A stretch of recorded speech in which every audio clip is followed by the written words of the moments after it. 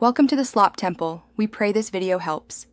In this video, I will show you how to remove a Toyota Tundra grille easily. First, gather your tools: a 10mm socket wrench, a flathead screwdriver, and a trim removal tool. Begin by opening your hood and locating the 4 10mm bolts across the top of the grille. Remove these bolts, then find the 2 push pins on either side of the top grille section and carefully pry them out. If your Tundra has a TSS safety system, disconnect its wiring harness now. With the top fasteners removed, use your trim removal tool to gently pry the upper grille trim piece forward. This will give you access to the clips. There are 2 clips partway down each side of the back of the grille. Push down on them slightly to release them. Next, tug gently straight forwards on the lower corners and bottom edge of the grille. This action will release the remaining 5 clips that secure the bottom section.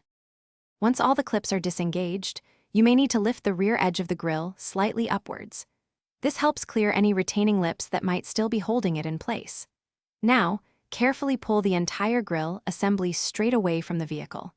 Be sure to set the removed grille down on a soft blanket or towel to prevent any scratches or damage.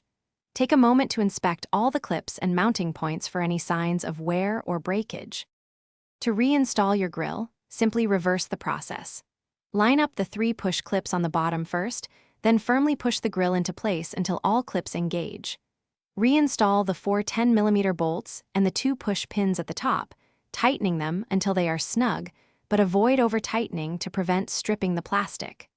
Remember to check the description below for a link to the Echo Dot smart speaker and other great deals. Regularly cleaning your grille and checking its fasteners will help maintain its appearance and security for years to come.